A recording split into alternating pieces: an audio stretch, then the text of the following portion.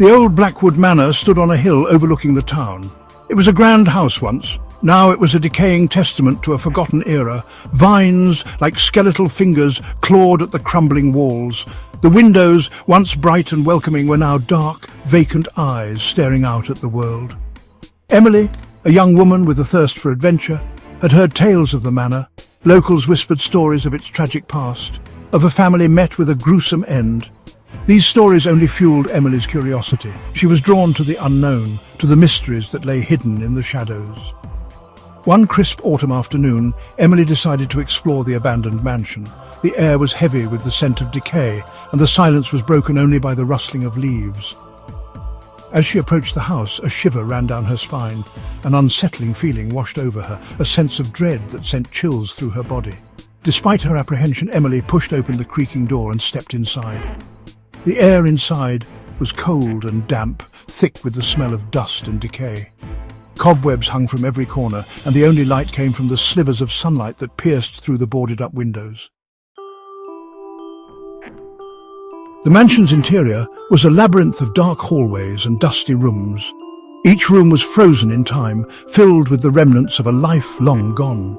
There were cobwebbed chandeliers, moth-eaten furniture, and portraits on the walls that seemed to watch her every move. Emily wandered through the house, her footsteps echoing in the silence. She felt a strange presence around her, as if she were being watched, but she couldn't shake the feeling that she was not alone. It was as if the house itself was watching her, its unseen eyes following her every move. In the heart of the mansion, Emily stumbled upon a room that was colder than the rest. It was a grand bedroom, with a four-poster bed and a dressing table draped in a velvet cloth that had faded to the colour of dust. And on the wall opposite the bed hung an enormous, ornately framed mirror. The mirror was covered in a thick layer of dust and cobwebs, but even in its neglected state, Emily could see that it was something special. The frame was made of dark, polished wood, and intricate carvings adorned its surface. It was beautiful, yet undeniably eerie. It was as if the mirror itself was holding its breath, waiting for her to draw closer.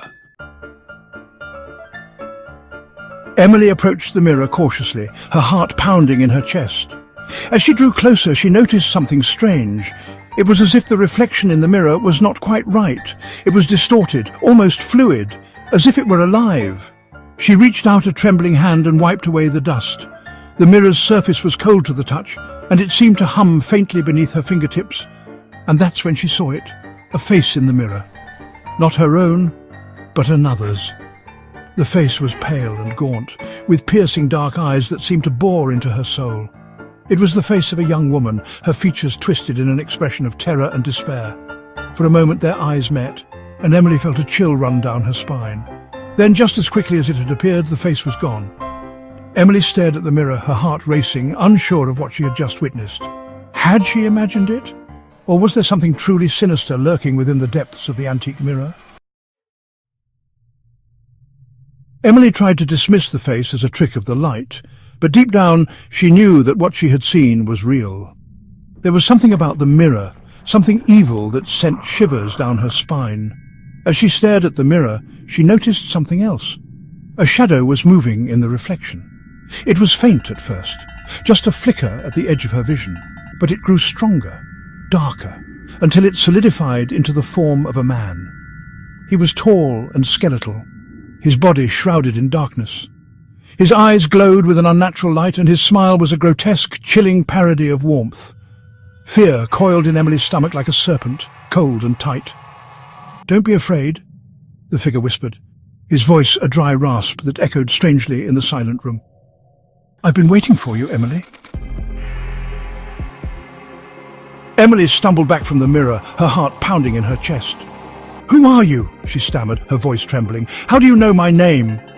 The room seemed to grow colder, the air thick with an oppressive dread.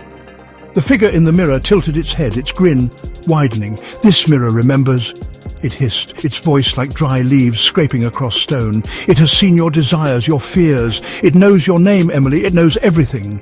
Emily's breath caught in her throat. She wanted to run, to escape the chilling presence in the mirror, but her feet felt rooted to the spot, her body frozen in fear. She was trapped in the creature's gaze, her will slowly being eroded by its malevolent power. "What do you want?" Emily whispered, her voice barely audible above the pounding of her own heart.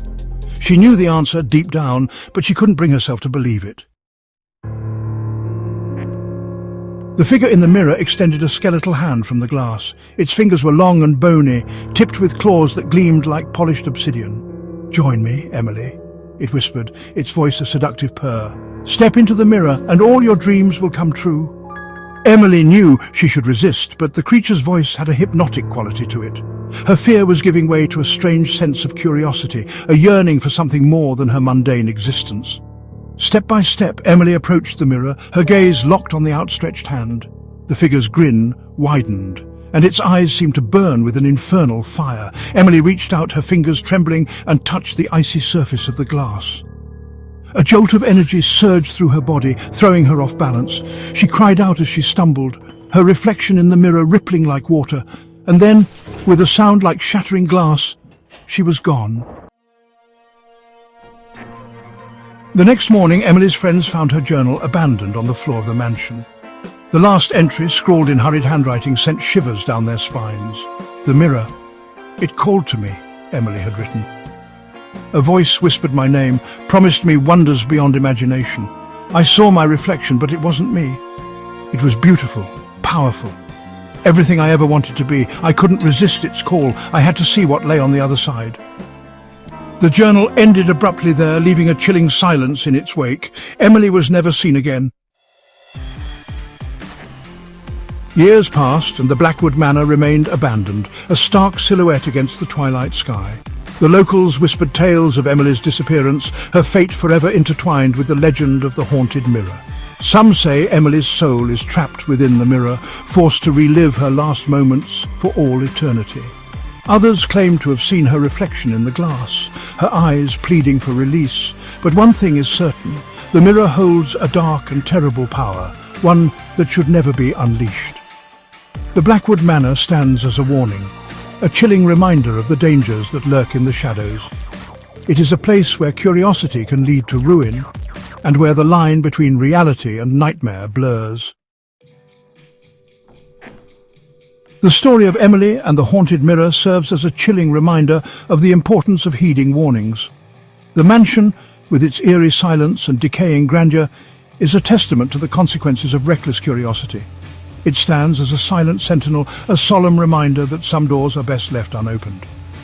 Emily's journal entry, with its final desperate words, serves as a warning to those who might be tempted by the allure of the unknown. The mirror, with its seductive promises and sinister depths, represents the dangers of dabbling with forces beyond our comprehension. The legend of Blackwood Manor and the haunted mirror is a cautionary tale, a reminder that some mysteries are best left unsolved.